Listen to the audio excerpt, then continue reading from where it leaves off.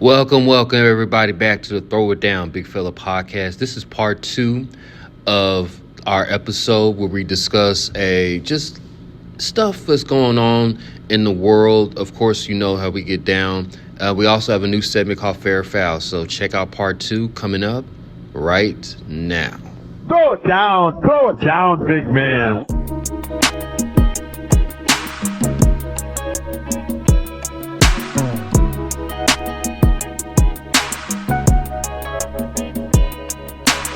Welcome. We are back in studio for the year 2024. We're back here. I am Greg along with Darren. How you been doing, man? I'm doing all right. Happy New Year to everybody. I guess it's kind of too late to say Happy that. New Year. Well, you be the last one to say it. It's But never, you know. yeah. Shout out, congratulations to the Michigan Wolverines, by the way. What a dominant performance. Go in the, Blue. I mean, John Harbaugh, this is the last hoorah for John Harbaugh. If he's going to go to the NFL or not, we don't know. Might take the Alabama job. I don't know. But on today's episode, we're going to talk about NBA. Of course, you guys have heard the John Morant news. Of course, I saw the photo hour ago. He had the successful surgery. He's in the hospital bed.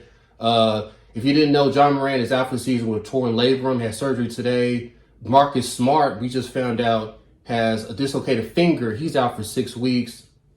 What do the Grizzlies do? Like, how do they just play it out and see if they make the playoffs? You pretty much, you play it out. The season is pretty much over with. We know that. The chances to get into the play-in, that's a wrap. That's done. No. So at this point, you have two choices if you're the Grizzlies. You either go tank mode and you get like a lottery pick, some type of pick out of there, because I think right now they're like maybe the 7th, 8th worst team in the league. Well, maybe? they're currently 13th, 13th right now, but only 3 spots out of the 10th spot. I mean, anything can happen. I mean, anything can happen because especially the teams that are ahead of them. I mean, the Warriors, they got a little turmoil going on. The Lakers, they've been on a slump. Phoenix free fall. Yeah, so it's not impossible, but it's just a tall task to ask for the Grizzlies to do. So they either got the option to either do the lottery pick and just tank, or you just thug it out. You keep playing, and I mean, probably get rid of some players that are on some expiring contracts, try to get some value out. And I don't know. It just depends on how they want to go about it. I think they should. I don't want them to tank, but like try to lose, but not look like they're losing on purpose. Like surrender, sort of ish. Like I want them to get I want them to get a top pick. We all know that Detroit, San Antonio, like they're kind of locked for 1 or 2 top pick. Memphis right now, like you said, they're 7th worst. They're probably like 5 or 6 range right now. I think they need to get a big man, number one. I'm just saying right now, the Steven Adams experience, I'm ready to just pull the plug on that. I'm there with you. I'm ready to pull the plug, and I'm ready to let's get a solid rookie big man. Let's get the Purdue big man, Eden.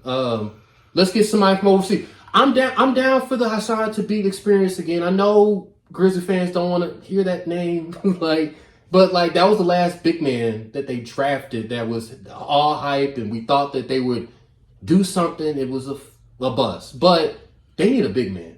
And Steven Adams' health is in question. John Morant, when he comes back, it's going to be February. It's not even going to be the start of next year. It's going to be February because it happened around January, the injury and all.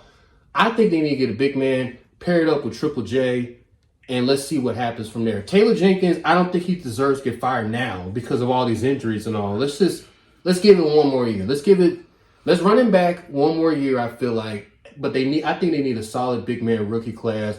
Not too familiar with the rookie class right now. We'll get into more in depth of the rookie class when the draft comes. Yeah. But my number one guy I'm looking at is the Purdue guy, Eden.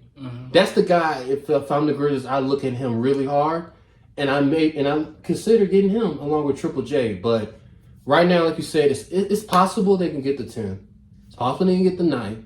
But if I was them, I would just not even try. Just be content not making the playoffs, but be in the middle range. but not be the worst. Right. You're not going to be Detroit. They're not going to get the number one pick no more. I mean, Detroit, Houston, Detroit, they got there. Detroit, San Antonio, Portland. I don't think they. It's the Memphis Grizzlies' turn. You know how the NBA is different than the NFL. You guys, NFL, if you have the worst pick, bearing a trade and all that, you get the number one pick. NBA, it's a lottery. Like it's balls in the thing. Pause. I had to say pause. But they're in a thing and they lottery out like a lottery style. So maybe the Grizzlies get lucky, get the number one pick. I can't remember the last time the Grizzlies or Vancouver have they ever had the number. We gotta go way back in history from the number one pick, like the number one overall pick. Yeah, that I can remember. Yeah, it had to be Vancouver. It had to be Vancouver. Was it the Steve Francis era? I'm thinking no. I think that was number 2 pick, and I remember that like it was yesterday. Steve Francis did not want to go to Vancouver. He did not want to go to Vancouver. He said he even told the management team, "Don't send me to Vancouver. Don't draft me to Vancouver. Please don't." Guess what the Vancouver Grizzlies did? They drafted Steve Francis. And he had a pit and he had a pout. He didn't show up to training camp. I think they traded him. No, they traded him the same day, something to Houston. And then, Steve Francis become what he was in Houston. But I think this is the Grizzlies' time to get the number 1 pick. Number 1 and number 2 pick. I think it's time. It's been long overdue. I don't think they're going to get the number 1, number 2. It's possible if they're not the worst. Just be in the middle. I think it's time. The lottery odds won't be in their favor to get that. But I mean, I'm sure they'll get a lottery pick for sure. It's possible. But they went 3-0 on this road. See, the thing about the Grizzlies is so confusing. Like, the game against the Lakers last Friday, they can't shoot threes and say they like. But that game, on that game in particular, 23 threes. Marcus Smart, 7 threes.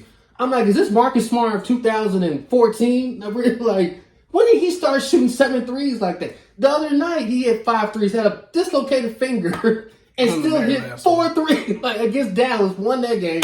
They beat Phoenix with the full roster of Phoenix. Like, this team is really, really good when they want to be, but they're riding off of momentum. They're riding off a high. They're riding off the Aladdin carpet. But at some point, the carpet's going to get swiped down and they're going to come back to reality. So, I mean, time will see. Time will tell. They got the big game on MLK Day. I'm sorry, against you guys. Look at that. That's wasn't even playing. Draymond Green's return. I think he's going to return. It's probably going to return on MLK Day. How convenient.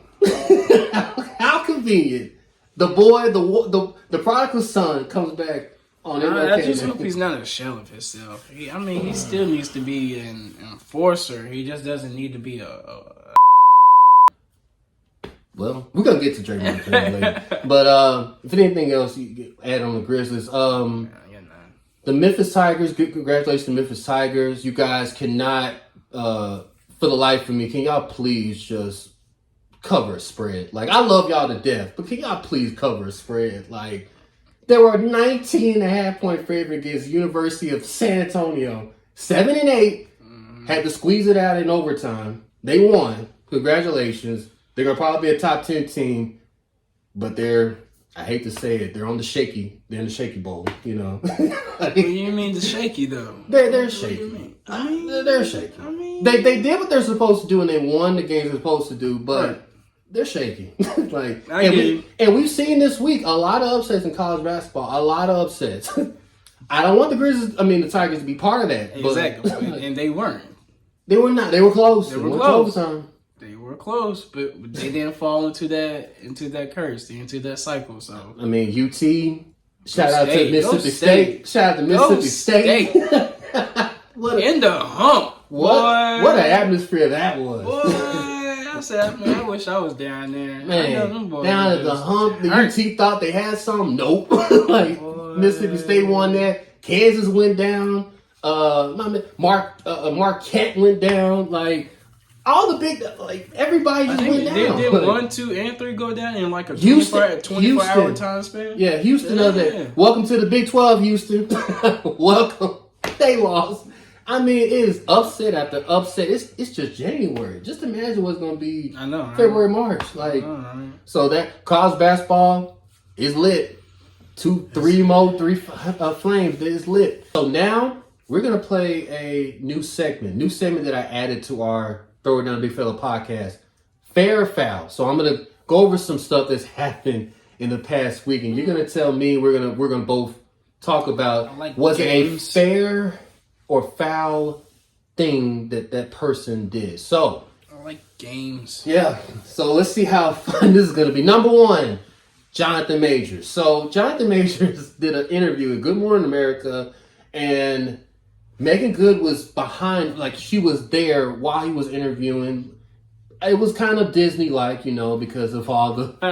And for guys who don't know, Jonathan Majors is going through a lawsuit. He was actually found guilty of assault.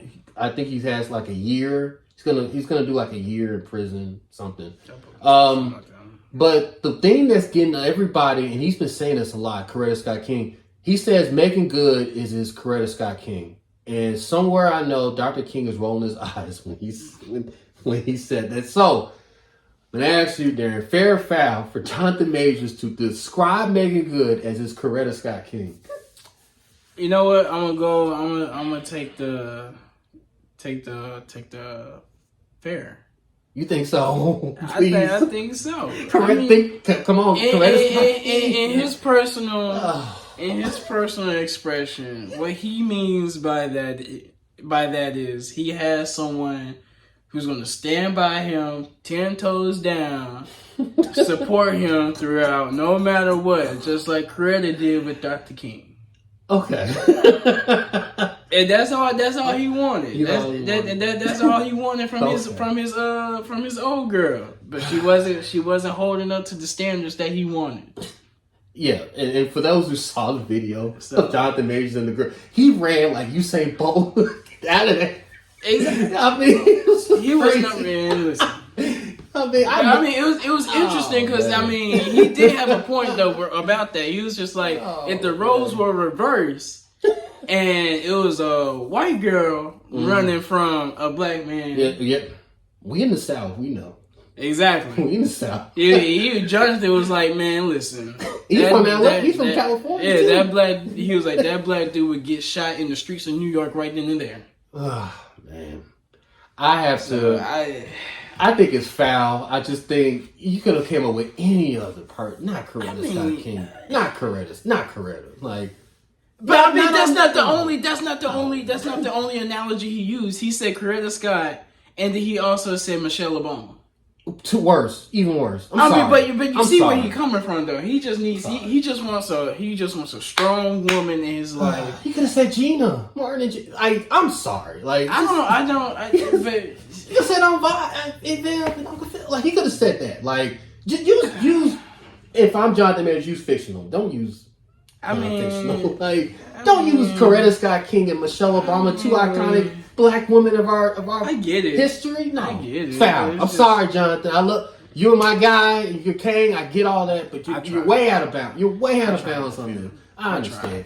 The next one, Pat McAfee and Aaron Rodgers. For those who don't know, Aaron Rodgers is going. Him and Jimmy Kimmel they're going at it. So Aaron Rodgers has basically said he's on the he's on the Epstein list, and Jimmy Kimmel killed him. And then Aaron Rodgers came back and said, "Well, you went to Arizona State and you got 10 riders, 10 riders on y'all. I mean, I went to a JUCO so they've been going back and forth talking about each other. So of course, Pat McAfee just canceled Aaron Rodgers' his segment for the rest of the NFL season. But reports came out today that he's back on. He came back on today. So initially. Wait, I missed it. I missed it too. I didn't see it today. He said he's back. He's not suspended. He was suspended yesterday. Now he's back. So let's go back to him being suspended. Fair or foul for Pat McAfee to suspend Aaron Rodgers for the rest of the year, NFL year? Fair, because that wasn't his call. Oh, it was an ESPN. I think it was because you remember he also called out one of the ESPN execs. Mm-hmm. And I think that's what that was about. It's foul because Pat McAfee has always stood for he doesn't care what anything executives or big time people say, whatever. He's contradicting himself now. If he's actually like Aaron, that's your guy. That's your guy. You stand 10 toes down with your guy. Now you're you're backtracking now. Like it just looks like he's backtracking and contradicting what he's saying. So it looks foul. It looks like you can't. If you're gonna do all this, you should have done it immediately, quicker than it got. You saw the little fire. Now it's a big fire now because of what he's saying to Jimmy Kimmel and all. You should have bought that down before the fire even rose up bigger. Is what I'm saying. So I think it's foul. But I love Pat McAfee, but it's just. It looks bad. Like, it looks horrible. Like, it looks corporate. You know? And he doesn't want to be corporate. Like, but I feel like at some point, you have to abide by corporate. At the end of the day, I feel like they got the last say-so when it comes to everything. And, I mean, I know that's his show. That's his baby. He's been working on it for years and years and years. And that's how he got into the ESPN platform. But it's just like, ESPN brought you here. Yeah. But you gotta respect the brand. We get it. You gotta respect the brand. But remember, ESPN brought you here, so therefore they can take you out. They can take you out. It's true. Speaking of ESPN and people getting let out, Stephen A. and Jason Whitlock. For you guys that don't know, there was a epic Stephen A.'s YouTube channel where he went in on Jason Whitlock, called him everything but a child of God. I feel like called him Cain. Yeah. He called him Cain. He said he's the worst person. This is how bad he went in on him. He said for years and years and years, Stephen A. was like, I've always thought the worst people, and I'm paraphrasing, I've always thought the worst people on this earth were white supremacists. Right. Until I met Jason Whitlock. And I was like, God, dog. He was like, Jason Whitlock is worse than them. It's worse than them. So, if you guys don't know, he's on a channel called Fearless. And if you guys just happen to scroll down X or scroll down his YouTube channel and witness and hear some of the stuff he says, it is way out there, Jason Whitlock. He's like Dave Chappelle. You remember Dave Chappelle where he was in the KKK? Oh, and they didn't know. Lord. And he took off his mask, like, and he took off his mask. And they found out he was black. And like everybody was like, oh, and like one head exploded. That's like the equivalent of like Jason Whitlock. Yes. The way he talks or whatever, talks about black folks, it's just like that. But basically, Whitlock has pointed holes in Stephen A.'s memoir. He thinks somebody else wrote it. He thinks that it's fabricated to see he hit 17 straight threes. He averaged 1.5 played in one game. He called him a plant.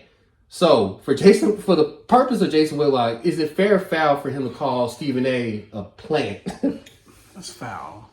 He's just salty.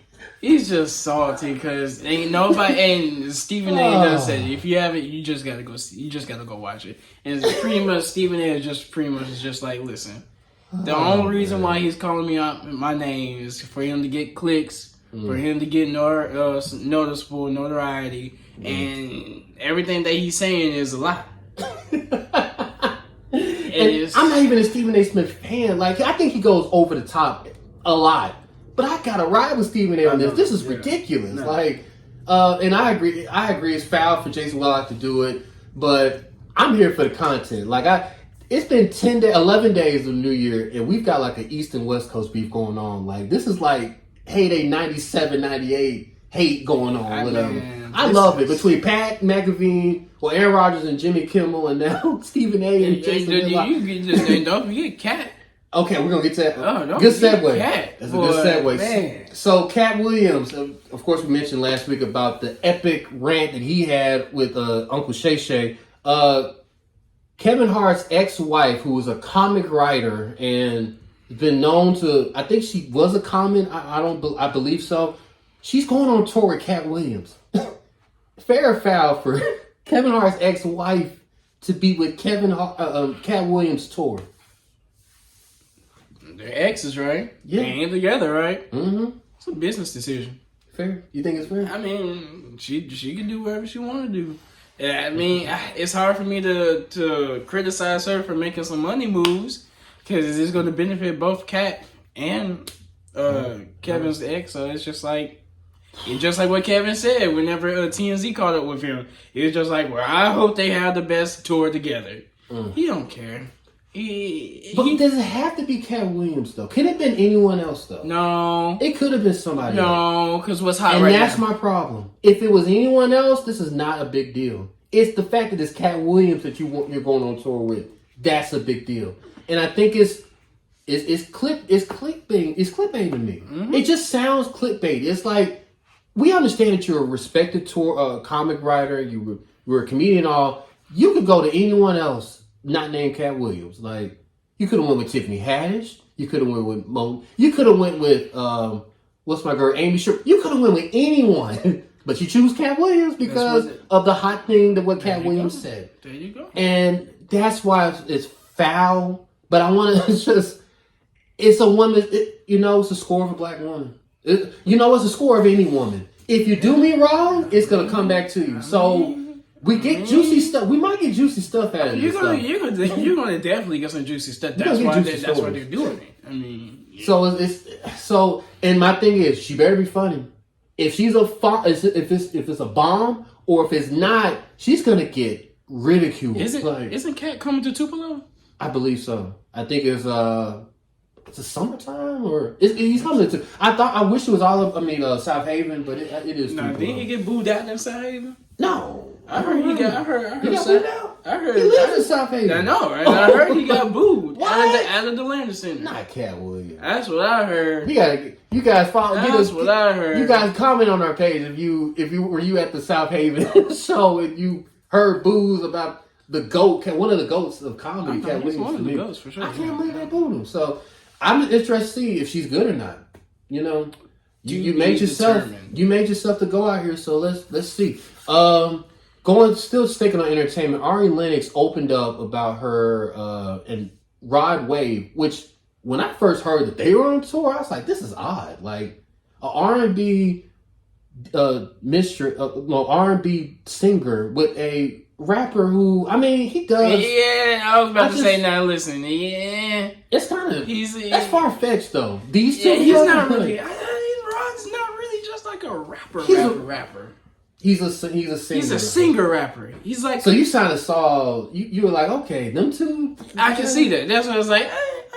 That's fine. I can see that. She opened up about how it just didn't work out. Like it was the mental stuff. So like it was mental depression going on. Was it fair or foul for her just to expose everything on Instagram like that? It's just the age we're living in, That's like the therapy. It's like Instagram is therapy. That's what I'm saying. It's just the age we're living in. People want to express their mental health, which is nothing wrong. Yeah, there's nothing wrong. You gotta open up and just go to a therapist. Go to a doctor with license and talk to them. Don't talk to folks. These nuts 78. Like you think he has an inside take on what you feel inside? Ari, no. Go to a professional with a doctor with degrees. Talk to them. Don't be just. You could have had a personal conversation with Rod, not outside of Instagram. So, and then of course when you do that, it gives people like me, all that things to talk about, and to process and be like, so they didn't like each other on tour. Was it something more hatred? Like you giving us ammo now because you want to open up on Instagram. So I think that's foul. The Raptors coach, Darko, shout out to him. He used to be the Grizzlies assistant coach. He's now the Raptors head coach. Went on an epic rant Tuesday night following the disparity in free throws. It was 23-1 free throw shooting. There was a lot of questionable calls. Matter of fact, I'm going to let you guys hear some of what he said right here. This is completely BS. This is shame. Shame for the referees, shame for the league to allow this. 23 free throws for them, and we get 2 free throws in the fourth quarter. I understand respect for all stars and all that, but we have star players on our team as well. Scotty Barnes is going to be all-star. He's going to be the face of this league. And what's happening over here during whole season, I've been holding it back. It's a complete crap. Okay. You heard. He went in. Straight in. He went in. Fair or foul for Darko to just rip at the NBA official. I've always feel that. The Warriors had several games like that. Only because they play small ball, but I totally feel where he's coming from. Especially whenever you have Wait, what you say? It was like 23. to Yeah. one.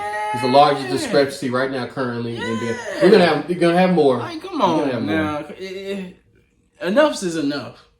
But here's my thing: it's foul, and I literally mean that component foul because they fouled a lot in that game. I saw the game. Toronto had that game in hand Tuesday night, and that's fine. There are a lot of. It was 2 crushable calls. I agree with him, 2, but the rest of them, that's all them. Like No, that's all Toronto. Like I don't think he's complaining about the 23 fouls that were called on them. mm-hmm. He's more mad They that didn't get only nothing. exactly. It's just like how you gonna call that many on that end, and then whenever Scotty Barnes is coming on that end, driving Nothing. into the nothing at all. But he said Scotty Barnes to face the NBA. That was Slow a your stretch. roll, That dog. was a Slow your stretch. roll, dog. That was a real stretch. That was on such one. a stretch. That was so, like slow your roll, dog. Like, but it's Pastor Siakam. Okay, if it's Pastor Siakam, he maybe because he's an all-star, maybe. But they're not a physical team. Toronto has underachieved all year. Let's just call it a spade at this point. Toronto is underachieved. It's fire season there. Everybody's trying on the chopping block. You guys might end up getting them. You guys are not as physical as the Lakers. Anthony Davis is playing the best basketball of his life since he was in New Orleans. Everybody can agree on that. We're seeing when Anthony Davis is playing the way he's playing, he's physical. And then Jack Pirtle, the guy that was for Toronto, he was a Jack Pirtle. Is it Pirtle? How do you say Jack? I keep calling him Jack Pirtle. Y'all know what I'm talking about, the big white boy for Toronto. He was out, so maybe he could have done something more with AD, but Anthony Davis is playing he's playing at a high level. He's an all-star. The fact that Kevin Durant is like, it should be Anthony Davis. Like, I'm sorry. Like, it's just Kevin Durant. It's KD's name alone is the reason why he's a star. It should be Anthony Davis, but he's going to be on the team anyway. So, it was definitely foul for my boy to go off like that. Finally, Adam Silver taught Draymond Green off the ledge, off the retirement ledge. Off the retirement ledge. I'm sorry. I don't want to put the retirement ledge and brought him back. Was it fair or foul for Adam Silver to tell Draymond, you're not going to retire? Like, talk him out of retirement. Is it fair or foul? I mean, he's the commish. Why would you talk him into retirement? But have you ever heard of a commissioner just talk somebody? I mean, talk about stuff like that, like your career, NBA career. I've never heard of a commissioner doing that before. Of any major sport. I never heard of an NBA player being so butthurt that he's getting all this criticism because of the reputation that he put on himself that he's just like, this is too much for me. I need to quit. What? But why? I mean, I get it, but it's like, wow, Adam Silver, like, you're really, like, going there? Like, I get it. David Stern wouldn't do this. David Stern would like, get him off. Exactly. Like, David Stern be like, okay, if you want to go, you can go. just go. David Stern wouldn't. You just like, okay. And I kind of, that's why I think it's fair. I think it's like, this is showing that Adam Silver actually gets it. And he's actually like for the players. Like, he is the most player out there. You saw what happened with him and Ja. Exactly. Yeah. He talked to him. He said, man, look, I'm tired. Like, I talked to you twice in 2 months. Like, this is too much, man. I gotta give you a suspension. I got to. The Donald Sterling thing, which shook me more than anything. I'm like, oh my God, he's actually like going there with like Donald Sterling. He actually for life. And I always remember when he said he has been suspended for life. I'm like, oh. That shook me out of my core. But Adam Silver gets it. He's one of the most player pro commissioners ever. But I think it's fair because we need Draymond Green, man. I've always said Draymond Green is the top 5 most smartest basketball players ever. Like, his IQ is top 5. I mean, his defensive motor is top 5.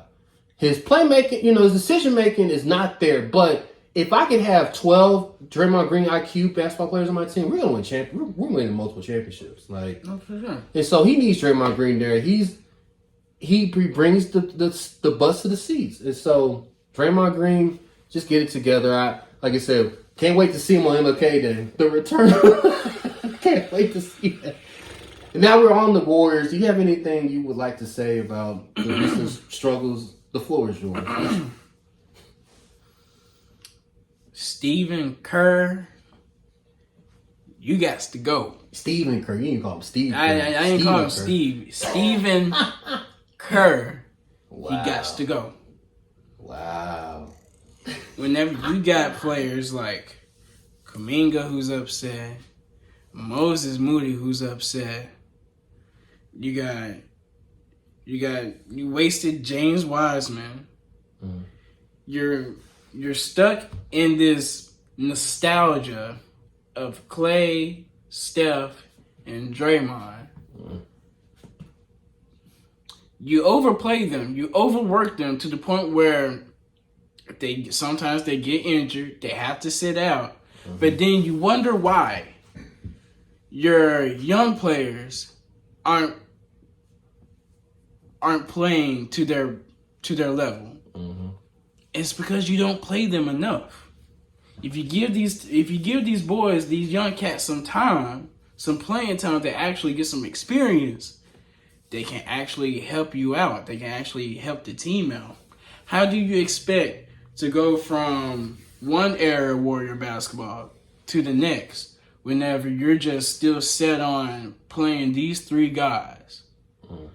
And these three guys, minus Steph, haven't really been, doing well. I mean, when was the last time Clay had a phenomenal season? You have to go back to not the third championship, I would say, right? Right. That was like, Third. 29? 20, the Cleveland 18? one. We got swept Cleveland. Yeah. What is that, 18, 19? 2018. Yeah. He was lights out. Him, KD, Steph. He had to go back. And there we go. And that's my other part. It's just like Steve needs superstar talent. And that's just been Steve Kerr's career. Mm. We can go there. Who helped him win these championships in Chicago? Michael Jordan. Who helped him win these championships in Golden State? Steve Kerr. Oh, Kevin Durant. Well, Steph Curry. And there you go. None of these championships that he has won throughout his player and coaching career was by him. Mm. He has needed help throughout this whole entire journey. Mm-hmm. So now whenever your back's against the wall, you're on your last leg with this era team, and now you got these young cats. They're just like, I don't feel like Steve Kerr knows what to do with me. I don't have faith in Steve Kerr. I wonder why that is. They don't do player development. No player development at all. So yeah, Steve Kerr, you got to go. Some of these expiring contracts, we got to make some moves. I'm ready to move on from Dre. I'm low key ready to move on from Clay. I know Wiggins. He's on the shopping block, and I heard pretty much. I think it was from Shams. Pretty much everybody is on the block. I was going to mention that. Whose name is not Stephen Curry. I saw that. Everybody is probably on the block. I saw that. That's just jaw dropping. I didn't think it would come to this. I could see it though. If you get past some Siakam, things could change. I think if they get Siakam, they could be a playing team. They could. They're right now. I think they are right now. No, they're not. It's just ebbs and flows of the season. They're not a playing team right now. We need to take our own advice and just be like, breathe in, breathe out. Whenever you had those last two blowout games like that, the New Orleans and the the one where and then the Steph blow. That's so odd. Steph going 0 for 9. He broke his NBA streak of threes in a game. That's just crazy. It's like. I just think it's just one of those ebbs and flows of a season. I still think they're playing for sure, but I don't know. I mean, it's developed, like you said, player development is a major problem. It's a major problem for a lot of. Well, I can't say for Lakers because we got Austin Reeves now, but Marcus Moody could be. There's so many players that's on that bench, dude. The Paul Jackson Smith, dude, Moses Moody, Jonathan Kuminga. Heck, even our boy from Memphis, Lester Quinones. He is on the bench, man. He got played, but got blown out. I'm just like, bro, you got so. He had Kendrick Davis too, and he had him, but they got rid of him. Just like they got rid of, man. Listen, I'm back on myself, but just like they got rid of Mac McClung, Wow. the slam dunk Dunk champion. champion. Like, bro, like, what are we doing? I get you. To be determined, but if it gets really bad, I think he probably will get fired. I think if it gets like they go on a 10 If they don't make the play-in, I think Steve lost his job. Okay, that's fair to say. I'll second with you on that. I agree. Okay, you guys, for our final topic, you guys, MLK weekend is coming up. Just talk about the importance of Dr. King. I'll start. It's one of the most important holidays for me. I always try to get the day off from work or try to have like a remembrance day of what he meant along with several other people, pioneers of the civil rights movement, how they paved the way for us to have just to live life, Without them, we would not have the chance of living. We wouldn't have the chance of doing our normal day-to-day life without these civil rights icon leaders being Dr. King. So it's an important holiday, and I think basketball they do a great job of telling us how important Dr. King is by having those special performances and like what Memphis does with their giving out awards on Dr. King Day. So NBA does a great job of that.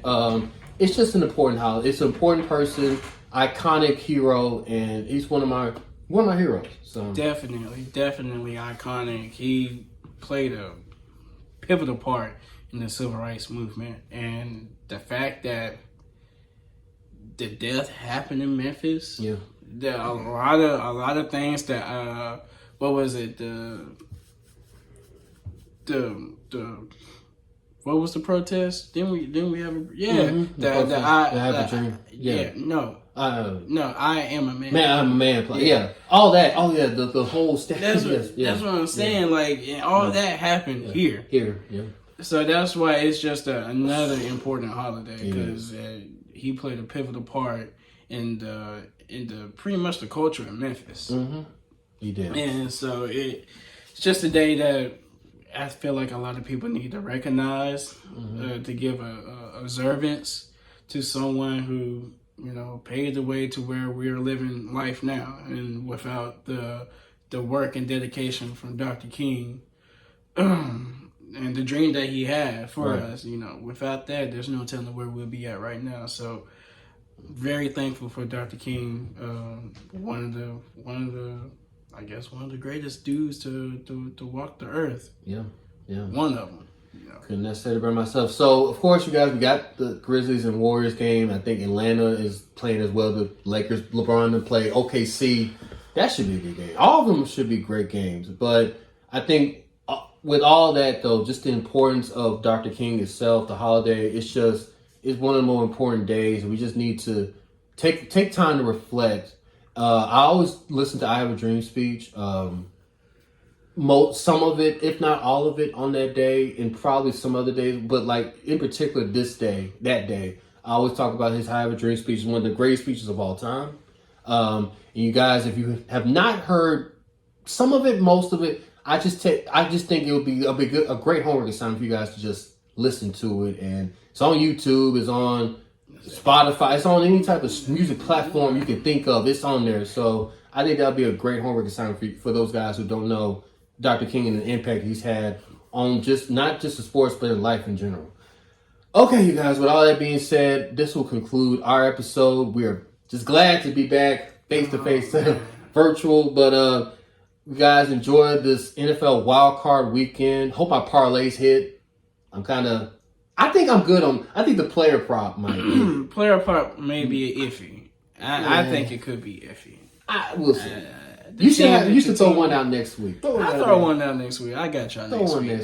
Throw one next week. So for Greg and for my boy Darren, we will see you guys next week. Until then, peace. Owskis. Throw it down, big man.